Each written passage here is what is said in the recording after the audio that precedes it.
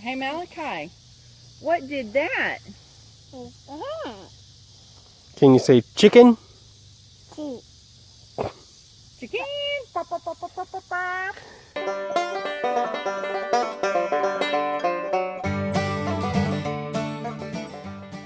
So this is why you want to have some sort of fencing around your garden, no matter if it's electric fencing or just wire fencing.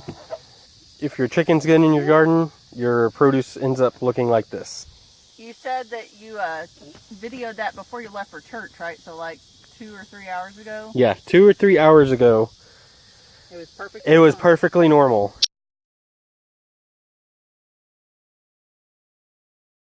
Now it looks like this. Let me show you from this angle. They went completely through to the other side, to where that other hole is. And we have several others that are like that. So looks like we're gonna have to pick up some of these big ones that we've been letting out to try to save for seed. That's a bummer, especially for that biggest one, because we were going to let it keep going and going until it's pretty much maxed out and then collect seed. But we can still use part of it. Yeah. Just not all of it though. Yeah.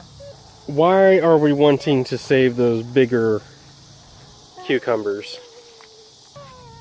The reason it was important to us to have the large Armenian white cucumber to let it grow until it basically fully ripened for the seed is that these plants are second generation on our property. We got the original seeds from Brim Seed Co. a few years ago, and we planted them last year, saved seed from our largest cucumber then, and then planted those again this year. And we want to continue that tradition so that each year we get plants that are more and more acclimated to our area. No, those aren't apples, those are pears. Can you say pear? No, not pears and apples, just pear. Yeah, these are from our tree, the one closest to the chicken coop.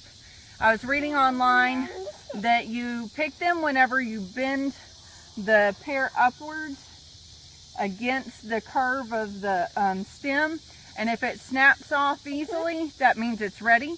Then you put it in the refrigerator for 2 to 3 days, and then you can put it out on the counter and it'll finish ripening up as it releases, I believe, ethylene gas, just like apples and bananas. So we're gonna try that, see if it works. They say it's best not to leave pears on the tree until it's so soft that it seems edible, because by the time the outside of the pear gets soft, the inside gets kind of mushy. But to me, either way works, because we didn't have refrigerators 200 years ago and people ate pears just fine. So it's whatever your preference now that we have modern conveniences.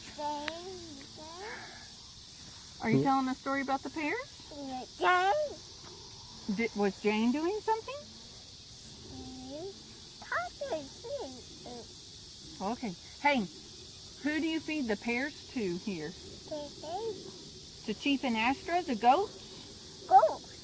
Yes, he likes to pick up the pears that have fallen on the ground and feeds them to Chief and Astro. And the goats just eat them up. Alright, I'm going to go ahead and pick some more okra. Oh. No, pear. No, they're not apples. They taste kind of similar to apples, but not exactly. Now, the less painful way to harvest okra would be to use scissors, but I get lazy and don't bring the scissors out, so I just do kind of a similar method to how I harvested the pears, where you just bend it against the way it was growing. The problem is, once they get so big, it's pretty much impossible to just bend and snap them. But honestly, by that point, the pods are going to be so tough and fibrous you probably don't want to eat them anyway. I really should have gotten out here at the beginning of this week to harvest. Ideally, you would harvest okra every 2, maybe 3 days. Ouch. Oh. And that's another reason why you pick them earlier, because as they get bigger, they get spinier. Plus, we've had some dry conditions, and I'm convinced that okra get more spines whenever the ground is more dry. It's nice and wet now because we had rain yesterday and today, but prior to that, we were needing some rain. Ouch! So gloves and scissors or a knife are not bad ideas when you're harvesting okra. That way you don't get the little glocked spines in your hands. Plus, if you have rows of okra that are kind of close together and you're walking in between the plants, you might want to wear longer sleeves because the leaves and the pods themselves might make your arms kind of itchy. That's what happens to me.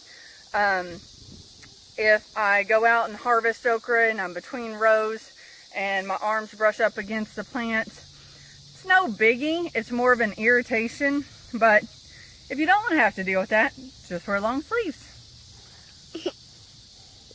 So these bigger pods, are we going to try to use them to save seed? Most likely, yes. And why do we use the larger fruit to save seed instead of smaller fruit? If you're wanting to save seeds for okra pods, in a similar manner to what we were discussing with the cucumber, let the fruit or the vegetable get as big and as ripe as possible. That way your seed is most mature, so that whenever you finally extract the seed from inside the vegetable, it will be ready for next year. Because if you think about it, you're trying to emulate nature, and nature lets the fruit go till it's completely ripe, and then it actually gets overripe and starts rotting. And then the vegetable itself, as it rots, becomes fertilizer for the seed, so that the next year when the growing conditions are right, the seed will sprout and create a new plant. Well, you probably don't want to be messing with rotting fruit or rotting vegetables when you're saving seeds, so you want to get it almost to that point. So you let it ripen up as much as possible, then get the seeds. If you try to harvest the seed too early, you may actually get immature seeds. And at that point, they are not ready to have enough food stored up till the next season. And they may not have all the enzymes they need to activate and sprout the next year to become a plant. So basically, you could be saving duds if you try to save the seeds too early. That also goes for loofah as well as any other vegetable or fruit. I had somebody ask me on our loofah harvesting video, which we'll link up there, if I have white seeds, are those viable? Will they make a plant next year? And the answer is, unless it's a specific variety that has white seeds, more than likely the whiteness means the seeds aren't ready, and so you're not going to get good plants the next year. One way you can test the seeds after they fully dried is you can put them in water, and if they float, it means they don't have enough food inside the seed coat to be viable. But if they sink, then theoretically they should have enough to be good seed for you to save to make new plants next year. Well, you should have put on shoes. There's pears and okra in there. And there's a baby in there. Due September 4th. Yeah. Coming to you within, well, in approximately 2 months. If she's like you, she'll hold on until over a week later.